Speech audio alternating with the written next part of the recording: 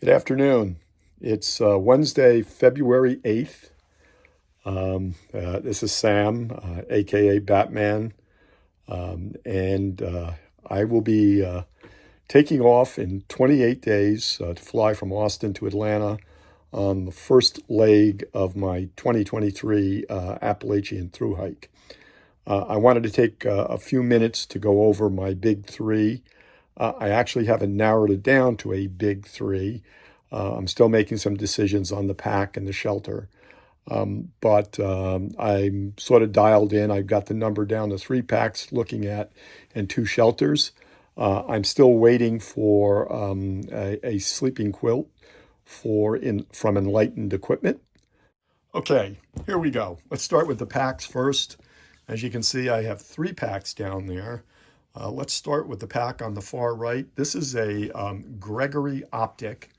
I don't think it's available any longer from Gregory. I used this on the my aborted AT hike last year. It worked just fine. It was comfortable. It carried a fair amount. You know, I wouldn't go above 35 or 40 pounds. But my total weight, even with 5 or 6 days worth of food, was never more than 30 pounds. I thought it was fine, but what happened was after we left the AT and went out west and we're doing some backpacking trips in the Sierra, I found that the waist belt had started to separate from the main body of the pack. I sent the pack back to Gregory. They took a look at it and said that it was not repairable. It was, they weren't going to be able to fix it. They also couldn't replace it because they were no longer carrying it in stock. So what they did was they did send me the Gregory Focal, which is the equivalent. There's a slight difference in weight. The Optic weighed in slightly under 38 ounces, and the Gregory weighed in slightly under 39 ounces. And that's with the brain, but without the rain covers in each case. I have not used the Focal yet extensively. I've carried some weight in it. It seems to be identical to the Optic. So it remains to be seen whether I'll go with either of those or whether I will go with the Junction. The Junction is obviously a hyperlight. It's either 35 or 3,800 liters. It weighs in at about 32, just under 32 ounces. So there's a little bit of a weight differential between that and the two Gregorys. It's a great pack. I mean, just a great pack. You have ample room both inside and outside. You have the ability to lash stuff to the top of your pack, not to the bottom of your pack, though. And it's just a great pack. If I would say there's only one disadvantage to this pack, and it's the fact that it rests directly on your back. So there is the possibility for chafing and or certainly sweating. This is my second Junction, and I've had no problems with chafing. I do sweat a lot with the pack on my back. It carries well. Again, I think their website, Hyperlight's website, says the pack can carry up to 40 pounds. I wouldn't personally carry more than 35 and south of 35. My total weight, including water and 5 or 6 days worth of food, is never worth more than 30. I was able to get a bag canister in it without a problem also. So those are the three. I'll make a decision in the next week to 10 days, and it will be one. What I may do is start with one and switch to another as I get further along in my hike.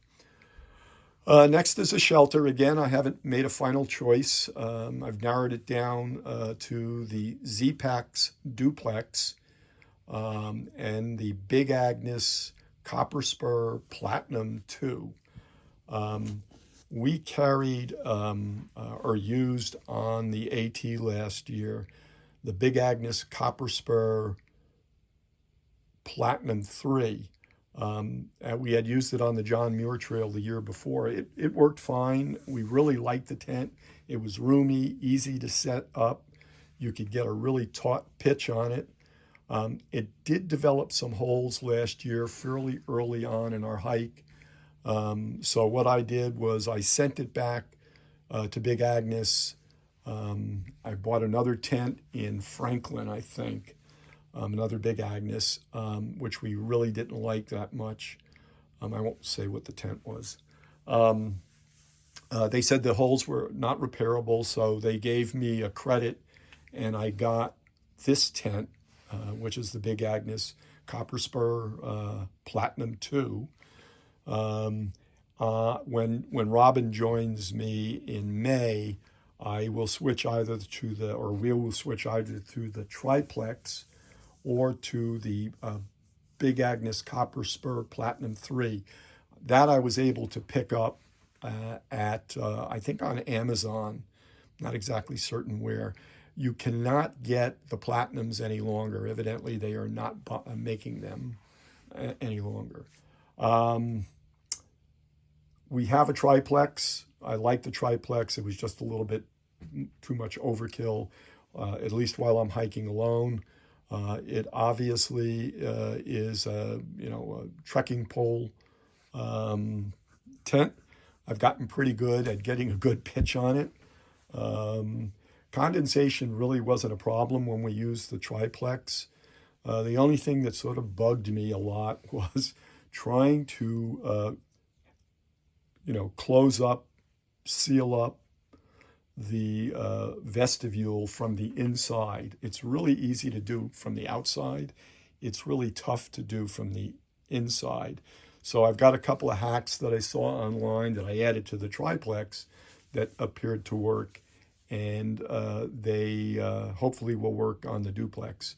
All you have to do is Google or on YouTube Z-Packs duplex hacks, and you'll come up with a ton of them.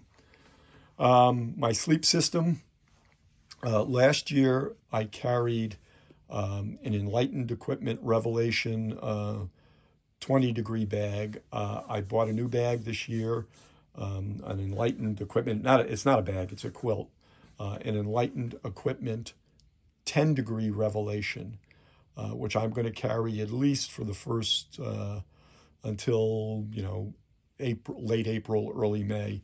I'm a warm sleeper. I'm certain I'm going to be fine on that. I actually carried a Sea Summit reflector sleeping bag liner last year, which I did not use. I toss and turn.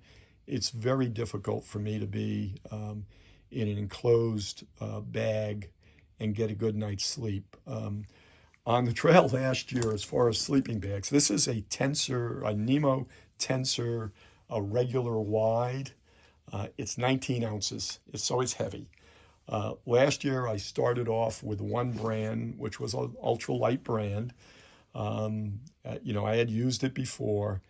It got to Lance Creek just before going up Blood Mountain, and I woke up on a deflated pad. It had evidently developed holes around the place where you blow air into it. So I got to Neil Gap. I bought another one of the same brand. Just before we got to the knock, it went. So in the knock, I ended up buying this one. Again, it's heavier than the two that I had been carrying by about a good 8 or 9 ounces. But it's comfortable. The R value is over 4. So it's going to keep me warm. And I'm just, it's easy to blow up. It's easy to inflate and uninflate. And the extra weight is worth it for me because I can get a better night's sleep and not have to worry about this thing going under. Plus, it doesn't make a lot of noise. Underneath it, I've got a Gossamer Gear foam pad that will add about 0.5 R value. I'll carry that for the first 500 or 600 miles until it starts to warm up. And plus my sleeping pillow from Sea Summit, that weighs in about 2 ounces. The sleeping pad weighs in at about, I think, 2 ounces. So that's my sleep system. My new sleeping quilt should be arriving in the next couple of days. It weighs in at about 25 ounces because I got the regular wide with the 950 fill. And I'm excited. Again, I'm a warm sleeper, but I'm a tosser and turner. So that's it. Just, one thing to remember, all equipment choices are personal. There's no one way for each person or every person. Make your own decisions. I would just suggest that you make certain to field test all your equipment with your shelters. Set them up at night, set them up in the rain, set them up in windy conditions. I've had tents blow away from me. I had to chase them around while I tried to nail them down. But I'm kind of confident about my equipment. I just got to make some final decisions, and I'll let you know a little bit later on, right before I leave, as to what my final decisions are on the pack and the shelter. And I'll give you a look at my new Enlightened Equipment Revelation 10 degree bag. With that being said, thank you very much. I'll be back. I'm leaving in 28 days. I take a flight from Austin to Atlanta. I'm getting really excited. Doesn't seem like there's enough time to get everything done, but I will. Take care and hopefully see you on the trail.